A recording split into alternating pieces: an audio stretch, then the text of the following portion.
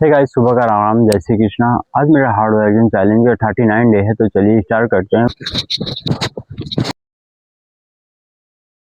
Hey guys, आज का workout बस यहीं तक चलते हैं, हम अपना करेंगे दूसरा काम, उसके बाद आप लोगों से फिर मिलेंगे।